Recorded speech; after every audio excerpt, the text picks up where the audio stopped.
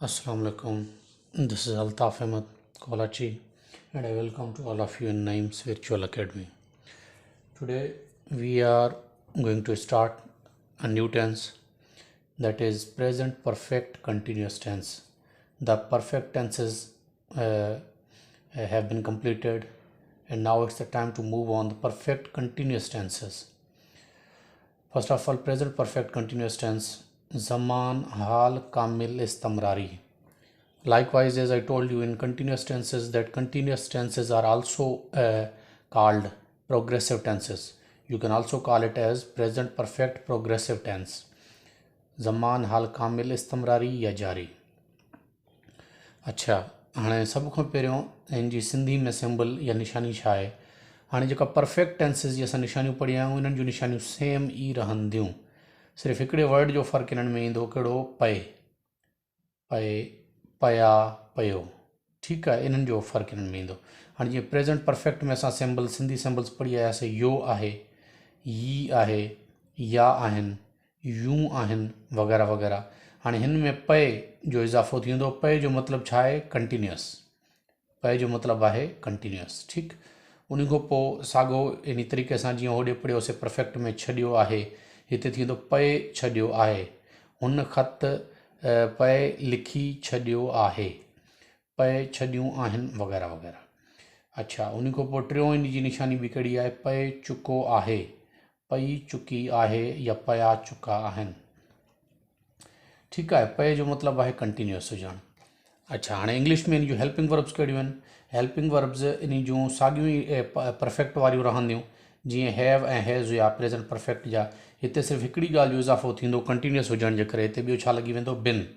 Has or have bin.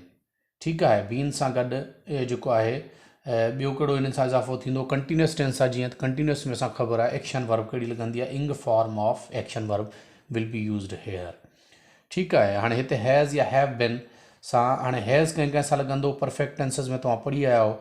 Has लॻंदो आहे ही सां, शी सां, इट सां, या सिंगुलर नाउन सां. हैव कंहिं कंहिं सां लॻंदो आहे. हैव लॻंदो आहे आए सां, वी सां, यू सां, दे सां, ऐं प्लूरल नाउन सां. ठीकु आहे. बिन सभिनी सां लॻंदो, इहो यादि रखे छॾो. हैज़ बिन लॻंदो, हैव बिन लॻंदो. ठीकु.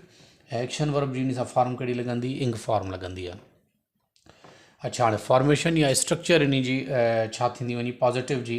Likewise present perfect tense the structure will remain same. कि सभ खां पहिरियों सब्जेक्ट, उन खां पोइ हेल्पिंग वर्ब, हेल्पिंग वर्ब खां पोइ एक्शन वर्ब, एक्शन वर्ब जी इंग फॉर्म, उन खां पोइ ऑब्जेक्ट, ऑब्जेक्ट खां पोइ फुल स्टॉप. ठीकु आहे.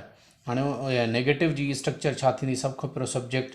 हाणे जीअं मां तव्हांखे फ्यूचर में ॿुधाईंदो रहियो आहियां, फ्यूचर कंटिन्यूअस में बि साॻियो केस हुयो, फ्यूचर परफेक्ट कंटिन्यूअस में बि, सॉरी फ्यूचर परफेक्ट टेंस में बि साॻी कंडीशन हुई हिते बि. हाणे जॾहिं बि हेल्पिंग वर्ब ॿिनि वर्डनि ते मुश्तमिल हुजे, जीअं हाणे हिते हैज़ बिन ॿ वर्ड आहिनि, हैव बिन ॿ वर्ड आहिनि. जॾहिं बि हेल्पिंग वर्ब्स ॿिनि वर्डनि ते मुश्तमिल हुजनि, त जॾहिं सेंटेंस नेगेटिव हुजे, जॾहिं सेंटेंस इंटेरोगेटिव हुजे, या जॾहिं सेंटेंस इंटेरोगेटिव एंड नेगेटिव हुजे, त उहे ॿिनि वर्डनि ते मुश्तमिल हेल्पिंग वर्ब जेको हूंदो आहे उहो स्प्लिट थी वेंदो आहे. स्प्लिट इंटू टू, ॿिनि में टुटी वेंदो आहे उहो. सभ खां पहिरियों हाणे जीअं हिते आहे नेगेटिव में, सभ खां पहिरियों सब्जेक्ट रखंदो. हिते हाणे हेल्पिंग वर्ब, हिते बि ॾिसो हेल्पिंग वर्ब. हाणे हिते हेल्पिंग वर्ब जो मतिलबु हेल्पिंग वर्ब जो पहिरियों वर्ड, यानी जेकॾहिं सब्जेक्ट में हे आहिनि त हैज़, जेकॾहिं सब्जेक्ट में हे आहिनि त उन्हनि सां हैव लॻंदो. हिते हेल्पिंग वर्ब जो पहिरियों वर्ड यानी हैव या हैज़, उन खां पोइ नॉट, उन खां पोइ हेल्पिंग वर्ब जो ॿियो वर्ड बिन. भले हैज़ आहे बि उन सां बिन लॻंदो, हैव आहे बि बिन लॻंदो. नॉट बिन, उन खां पोइ एक्शन वर्ब जी इंग फॉर्म, उन खां पोइ ऑब्जेक्ट फुल स्टॉप. साॻे तरीक़े सां इंटेरोगेटिव जी स्ट्रक्चर आहे, साॻे तरीक़े सां इंटेरोगेटिव एंड नेगेटिव जी स्ट्रक्चर आहे. आई थिंक हाणे वरी इहो लिखण जी हमारे ख़्याल में ज़रूरत न आहे. ठीकु आहे. हाणे असां इन जे एग्ज़ाम्पल्स ते मूव कयूं था. त मिसाल जे तौर ते इन टेंसेस जा एग्ज़ाम्पल्स कहिड़ा थींदा? हाणे जीअं पहिरियों आहे, मां सुबुह खां तव्हांखे यादि पए कयो आहे. हाणे हिते तव्हां ॾिसी सघो था, हिते आहे ई पए कयो आहे, पए यो आहे. ठीकु आहे. ऐं हे तव्हां ॾिसी सघो था, साॻी निशानी असांखे मिली वई. ठीकु आहे. हाणे हिते जॻह जी कमी जी वजह खां मां सेंटेंस ॿ लिखी आहियां जीअं तव्हांखे ईज़ीली सम्झ में अची वञे ॻाल्हि. हाणे हिन सेंटेंस जा मां सिर्फ़ु पॉज़िटिव ऐं नेगेटिव करे आयो आहियां फॉर्म्स. हे सेंटेंस में लिखियो इंटेरोगेटिव में, हिन में इंटेरोगेटिव नेगेटिव में कन्वर्ट करे आया जी तव्हांखे बस फॉर्मेशन समझ में अची वञे। बाक़ी तो होपफुली हाँ तव्हां तकरीबन टेंसिस ते यूज़ टू थी चुका हो। अच्छा हाँ इन परफेक्ट या परफेक्ट कंटिन्यूस टेंसिस जी हिकिड़ी निशानी इन्हनि खे सुञाणण जी ॿी बि हूंदी आहे। कहिड़ी? उन में खां इस्तेमालु थियल हूंदो आहे। खां सुबुह खां, मंझंदि खां, 1995 खां, सूमर खां, जून खां, जुलाई खां, अगस्त खां। ठीकु आहे, इन में खां इस्तेमालु थियल हूंदो आहे। इंग्लिश में जंहिंखे चऊं सिंस या फॉर, इन में इस्तेमालु थियल हूंदो आहे। ठीकु आहे, सिंस या फॉर जो इस्तेमालु बि मां तव्हांखे हिते ई अॻिते सम्झायां थो पियो। अच्छा हाणे हिते असां टेंस सुञाणे वरितोसीं। टेंस आहे प्रेजेंट परफेक्ट कंटिन्यूस टेंस। ठीकु आहे माना तव्हां ख़बर आहे प्रेजेंट, यो माना परफेक्ट, पाए माना कंटिन्यूस। ठीक है, हाँ पॉजिटिव जो सेंटेंस आहे कोई सवाल ना है, कोई इनकार ना है। इट मीन्स के it is the sentence of positive form. Now we will have to convert it into English. First of all we will have to put down subject which is I, मां। पहिरियों आई रखंदासीं, उन खां पोइ छा आहे helping verb. हाँ आई सां हेल्पिंग वर्ब कहिड़ो लॻंदो? हिते मथे तव्हांजे वटि लिखिया पिया आहिनि। आई सां हैव लॻंदो, आई हैव। हाँ बिन भले हैज़ हुजे या हैव हुजे, ॿिन्ही सां लॻंदो। I have been. हाँ उन खां पोइ यादि करणु। हाँ हिते यादि करण जी माना हिकिड़ो त रिमेंबर आहे, मेमोराइज़ आहे, उहो न आहे। हिते यादि करणु यानी सारणु कंहिंखे। ठीकु आहे न, यादि करणु, मिस करणु कंहिंखे। ठीकु आहे, मिस जी इंग फॉर्म लॻंदी। आई हैव बिन मिसिंग तव्हांखे यू, सुबुह खां सिंस मॉर्निंग। ठीकु आहे, हाणे सुबुह सां हिते सिंस इस्तेमालु थींदो आहे। उन खां पोइ अॻिते हलूं था, इन साॻे खे असां नेगेटिव में कन्वर्ट कयूं था। सभ खां पहिरियों सब्जेक्ट आई, उन खां पोइ हेल्पिंग वर्ब जो पहिरियों वर्ड हैव, उन खां पोइ नॉट, उन खां पोइ हेल्पिंग वर्ब जो ॿियो वर्ड बिन, उन खां पोइ एक्शन वर्ब जी इंग form missing, object U, since morning. ठीकु आहे, हाणे त ॿियो सेंटेंस आहे छा तव्हां कमु ख़तमु पए करे चुका आहियो। ठीकु आहे, पए कंटिन्यूस, चुका यानी परफेक्ट, आहियो यानी प्रेजेंट। ठीकु आहे, हाँ पॉजिटिव सॉरी इंटेरोगेटिव सेंटेंस आहे, क्वेश्चन मार्क भी लॻल आहे। सब को पहिरियों छा रखंदासीं हेल्पिंग वर्ब हैव, यू सां हेल्पिंग वर्ब कहिड़ी पवंदी हैव। ठीकु आहे, उहो हिते लिखियल अथव यू सां हैव, उन खां पोइ यू, उन खां पोइ जेको आहे वरी हेल्पिंग वर्ब जो ॿियो वर्ड बिन, उन खां पोइ इंग फॉर्म ऑफ एक्शन वर्ब ख़तमु करण जी छा आहे कंप्लीट, कंप्लीटिंग। ठीकु आहे, कम द वर्क। ठीकु आहे, मुकमिल करणु, कंप्लीट करणु, फिनिश करणु। साॻे खे इंटेरोगेटिव नेगेटिव में कन्वर्ट कयूं था। सब खां पहिरियों हेल्पिंग वर्ब हैव, उन खां पोइ सब्जेक्ट यू, उन खां पोइ नॉट, उन खां पोइ हेल्पिंग वर्ब जी ॿी जेको आहे ॿियो वर्ड बिन, उन खां पोइ इंग फॉर्म कंप्लीटिंग, उन खां पोइ आख़िर में ऑब्जेक्ट यानी द वर्क क्वेश्चन मार्क। हे तव्हांजो टेंस जेको आहे उहो कन्वर्ट थी वियो। उमेदु आहे हे तव्हांखे ईज़ीली जेको आहे न सम्झ अची वियो हूंदो, छो त हाणे तक़रीबन टेंसिस तव्हांखे बेस तव्हांजो सही थी वियो आहे न। इनशाला बाक़ी टेंसिस सम्झण में तव्हांखे हाणे तकलीफ़ या मुश्किल ॾुखियाई न थींदी। हाणे अॻिते असां मूव कयूं था। अॼु ॿियो जेको शइ असांखे अॼु स्टडी करणी आहे उहा कहिड़ी आहे? उहा वर्ड्स ऐं एंटानम। हाणे एंटानम मां अॼु ॾाढा इन जे करे सिर्फ़ु लिखिया आहिनि ताकी मां हे यूज़ ऑफ सिंस ऐं फॉर बि तव्हांखे सम्झाए सघां। यूज़ ऑफ सिंस ऐं फॉर जो तालुक़ु ख़ासि करे हे प्रीपोजिशन्स आहिनि, इन्हनि जो ख़ासि जेको तालुक़ु आहे यूज़ेज आहे उहो परफेक्ट या परफेक्ट कंटिन्यूस टेंसिस में थींदो आहे। ठीकु आहे, हाणे सभ खां पहिरियों अॼु वर्ड्स एंड सिनोनिम्स में असां वटि पहिरियों जेको वर्ड आहे उहो आहे कॉम्प्लेक्स। हाणे कॉम्प्लेक्स जी माना छा आहे? पेचीदो, ॾुखियो, वरवकड़ खाईंदड़ या अजीब, जेको सिंपल ना हुजे, सीधी तरीक़े सां सम्झ में ना अचे। ठीकु आहे, कॉम्प्लेक्स जो जेको एंटोनम आहे या अपोजिट वर्ड आहे उहो कहिड़ो थींदो? सिंपल। कॉम्प्लेक्स माना पेचीदा, पेचीदो, सिंपल माना सिधो सादो। ठीकु आहे, नंबर ॿियों असां वटि वर्ड आहे रेटिफाई। हाणे रेटिफाई जी माना छा आहे? रेटिफाई माना बहाल करणु या मंज़ूर करणु। हाणे रेटिफाई जो अपोजिट या एंटोनम वर्ड कहिड़ो थींदो? वीटो। हाणे वीटो तव्हां पढ़ी चुका हूंदव, 5 वीटो ममालिक बि आहिनि जेके यूएनओ में। हाणे वीटो ममालिक वटि जेको पावर आहे दरअसल उहो कहिड़ो हूंदो आहे?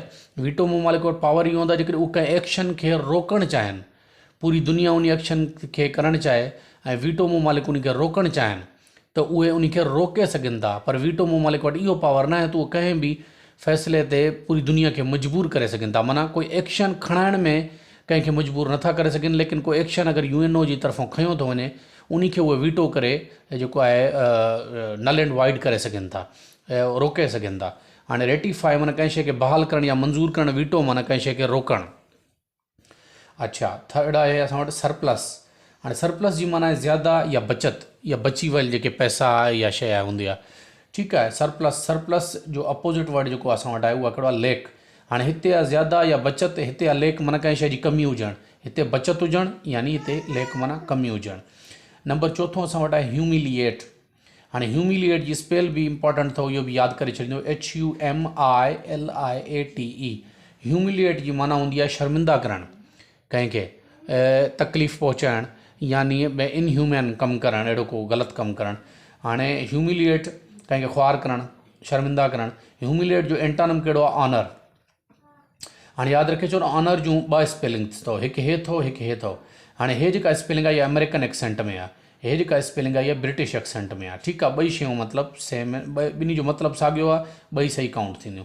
ऑनर हे शर्मिंदा करणु, ऑनर माना कंहिंखे इज़त ॾियणु, इज़त बख़्शणु। नंबर 5 आहे असां वटि एक्सक्यूसाइट। एक्सक्यूसाइट जो मतिलबु छा आहे? लतीफ़ या का शइ वणंदड़, लुत्फ़ ॾींदड़, का शइ वणंदड़, नफ़ीस ऐं नाज़ुक बि आहे इन जो मतिलबु। हाणे इन जो अपोजिट वर्ड छा आहे? रिवोल्टिंग। रिवोल्टिंग माना अणवणंदड़ शइ, फ़साद बर्पा कंदड़ शइ, हिकु माहौल खे मतिलबु ख़राबु करण वारी शइ। ठीकु आहे। उन खां पोइ 6 असां वटि अॼु एंटानम में वर्ड आहे कॉमिक। हाणे कॉमिक जी माना आहे खिलाईंदड़, मस्ख़रो, मज़ाहिया, का ॻाल्हि या को लतीफ़ो, अहिड़ी का ॻाल्हि या को कैरेक्टर। उन जो अपोजिट असां वटि कहिड़ो आहे? ट्रेजिक। ट्रेजिक जी माना आहे गमज़दा, अफ़सोस करण वारो। हाणे हे खिलाईंदड़ ऐं हे अफ़सोस कंदड़, जंहिं ते अफ़सोस थी सघे। ठीकु आहे। इन जो अपोजिट आहे। उन खां पोइ 7 असां वटि वर्ड आहे गैदर। हाणे गैदर जी माना छा आहे? गैदर जी माना आहे का शइ गॾु करणु, माण्हू गॾु करणु, का शइ गॾु करणु। हाणे गैदर जो जेको अपोजिट वर्ड आहे उहो छा आहे? स्केटर। स्केटर जी माना कंहिं शइ खे फैलाइणु, पखेड़णु। हिन जी माना गॾु करणु, हिन जी माना पखेड़णु, अपोजिट आहे इन जो, ज़ाहिर आहे। उन खां पोइ 8 वर्ड असां वटि आहे रेक। हाणे इहो लफ़्ज़ अथव रेक, W इन में साइलेंट अथव। ठीकु आहे। रेक जी माना आहे कंहिं शइ खे तबाह करणु, बर्बादु करणु, टोड़े छॾणु, ख़तमु करे छॾणु। हाणे रेक जो अपोजिट वर्ड छा आहे? रीस्टोर। हाणे रीस्टोर जी माना तव्हां ख़बर आहे कंहिं शइ खे, ख़राबु थियल शइ खे वरी ठाहिणु या जेको आहे उन खे बहाल करणु, रीस्टोर हिन जो अपोजिट आहे। 9 वर्ड असां वटि जेको आहे उहो आहे बेस। बेस जी माना आहे तरो या बुनियादु कंहिं शइ जी। बेस जो अपोजिट वर्ड कहिड़ो आहे? टॉप। एंटानम कहिड़ो आहे? टॉप यानी बुनियादु। सॉरी, हाणे बेस माना बुनियादु, टॉप माना तरो, बेस माना तरो या बुनियादु, टॉप माना थी वियो उन जी मथां ई लेवल, फाइनल लेवल जंहिंखे चऊंसि। 10th असां वटि या आख़िरी वर्ड आहे एंटानम में असां वटि वर्ड आहे स्लगिश। स्लगिश स्पेल बि इन जी यादि करणु जहिड़ी आहे, SLUGGISH, डबल G, यादि करे छॾींदो इहा बि स्पेल। हाणे स्लगिश जी माना छा आहे? स्लगिश माना हूंदो आहे सुस्त या काहिल। ठीकु आहे। हिकु माण्हू जेको सुस्त हुजे या काहिल हुजे, लेज़ी।